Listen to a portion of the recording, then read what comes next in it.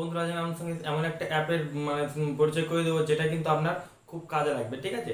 তো যেমন যেমন একটা বলে দিচ্ছি, ধরুন আপনি যে কোনো অ্যাপ যখন ইউজ করছেন তখন সেটার কি ব্রাইটনেস থাকবে, কীরকম কি ভলিউম থাকবে, সেগুলো কিন্তু আপনি সব সিঙ্গেল সিঙ্গেল অ্যাপের জন্য আপনি সেট করতে পারবেন, ঠিক আছে? এটা খুবই একটা কাজের অ্যাপ। তো কী বললাম, আপনার যে কোনো অ্যাপের মধ্যে মানে ভলিউম কীরকম থাকবে, ভলিউম কীরকম ব্রাইটনেস থাকবে, সমস্ত কিছু কিন্তু আপনি আলাদা আলাদাভাবে সেট করতে পারবেন, ঠিক আছে? তো কোন অ্যাপ সেটা জানতে হলে ভিডিওটা আমরা কন্টিনিউ করতে। তো নমস্কার বন্ধুরা, কেমন আছেন সবাই? আশা করি সকলে খুবই ভালো আছেন। আমি আপনাদের বন্ধু বড়রাম মণ্ডল এবং আমার চ্যানেলে আপনাদের সকল জানাই স্বাগত। তো বন্ধুরা, ভিডিও শুরু হওয়ার জায়গাতে না বলে নয়, প্রতি ভিডিও বলে থাকি আপনি এই ভিডিও থ্রু যদি আমার চ্যানেল নতুন হয়ে থাকেন নিশ্চয়ই লাল কালার সাবস্ক্রাইব বাটন নিয়ে পাশে বেল প্রেস করে অল সিলেক্ট করে নেবেন, তাহলে পেজে আমরা নতুন ভিডিও আপডেটগুলো সবার আগে। তো চলুন বন্ধুরা, আজকে ভিডিওটা শুরু করা যায়। বন্ধুরা, আমরা চলে এসেছি মোবাইল স্ক্রিনের উপর, ঠিক আছে? এবার আমরা আজকে যে টিপসটা বলেছিলাম, আমাদের মোবাইলের মানে অ্যাপগুলোকে কন্ট্রোল করার জন্য আলাদা করে একটা আমরা অ্যাপ ব্যবহার করব, ঠিক আছে? তো অ্যাপটি আমরা প্লে স্টোরে যদি যাই তো প্লে স্টোরে গিয়ে কিন্তু আর পাবো না, মানে ঠিক আছে, এটা একটা ওল্ড ভার্সন অ্যাপ। তো এই অ্যাপটি কিন্তু খুব কাজের অ্যাপ। তো আপনি যদি প্লে স্টোরে গিয়ে সার্চ করেন অ্যাডাপটিভ কন্ট্রোল, ঠিক আছে, ADAPTIVE অ্যাডাপটিভ কন্ট্রোল লিখবেন, তারপরে কিন্তু আপনি যদি সার্চ করেন আপনি কিন্তু পাবেন ওই নামে অ্যাপ, দেখুন, ঠিক আছে?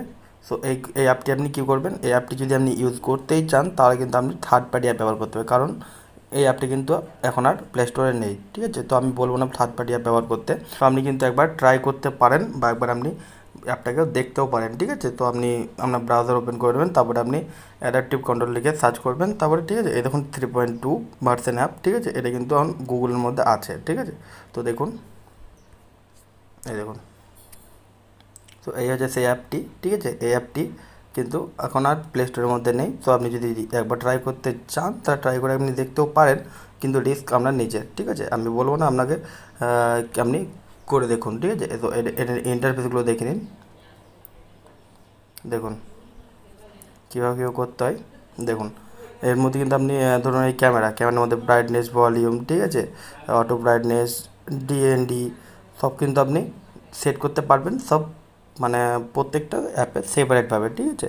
তো এটা কিন্তু খুব ভালো একটা অ্যাপ ছিল, এখন আর নেই বলবো, প্লে স্টোরের মধ্যে যখন নেই আর মানে নেই অ্যাপটি। এই অ্যাপটি কিন্তু আপনি ব্যবহার করে দেখতে এখনও পারেন, কিন্তু পারমানেন্ট কিন্তু ব্যবহার করবেন না, কারণ এটা একটা থার্ড পার্টি অ্যাপ হয়ে গেছে এখন।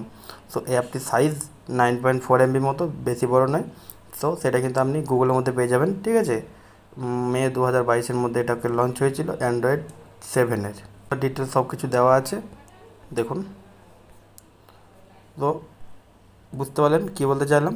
তো অ্যাপটি কিন্তু খুব ভালো অ্যাপ ছিল, এই অ্যাপটি আর প্লে স্টোরের মধ্যে নেই, এটা হচ্ছে আমাদের জন্য একটা দুঃসংবাদ।